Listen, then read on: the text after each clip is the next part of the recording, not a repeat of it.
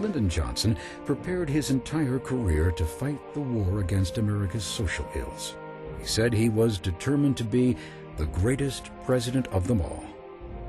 And he might have been, except for his other war, Vietnam.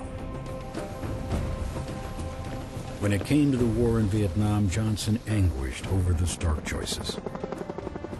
If I left the woman I loved, the Great Society, in order to get involved with that war on the other side of the world, then I would lose everything at home.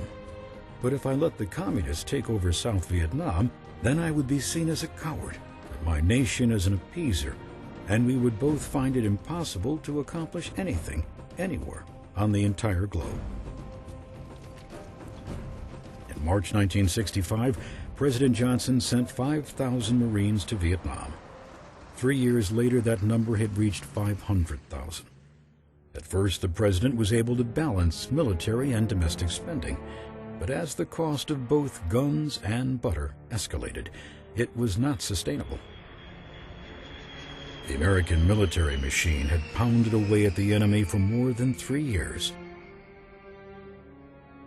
In 1968, Johnson insisted the enemy was nearly defeated. But in the early morning hours of January 30th, 1968, the enemy launched a massive attack that proved they were stronger than ever. U.S. forces and their South Vietnamese allies repelled the attack. The Tet Offensive, as it came to be known, was not a victory for the enemy in military terms. But the battle turned the tide of public opinion in the United States and called into question much of what Americans had been told about the war.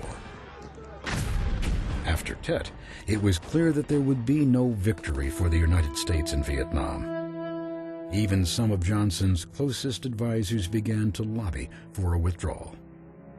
The president lamented, "Everybody is recommending surrender." In the end, it was Johnson who surrendered. I shall not seek,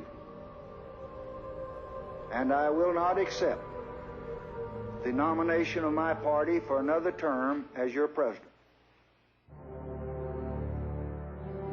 There was a sense of finality to his statement, but Johnson's remaining months in office were some of the most tumultuous in American history.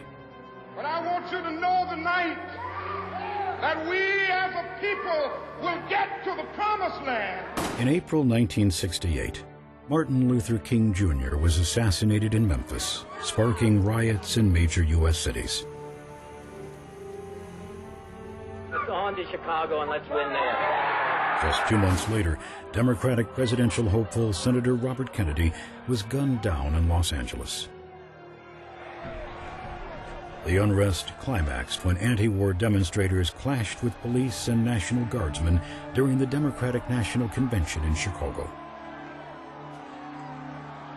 Johnson reflected back on the year, saying, "I sometimes felt like I was living in a continuous nightmare." Johnson's Great Society benefited millions of Americans, but critics complained that it dramatically increased the size of the federal government and budget deficits. The president hoped to unite the country with social programs, but his administration left the country more divided than at any time since the Civil War. Despite all that he had accomplished, divisiveness and war became his presidential legacy. As for the man, Hubert Humphrey described him best. He was an all-American president. He was really the history of this country, with all of the turmoil, the bombast, the sentiments, the passions. It was all there, all in one man. In the decades following Presidents Kennedy and Johnson, the trend in the White House turned conservative. In the course of 40 years, only 12 of them have been governed by Democratic presidents. Still, the grand visions and policies of these two liberal leaders continue to inspire and shape modern America.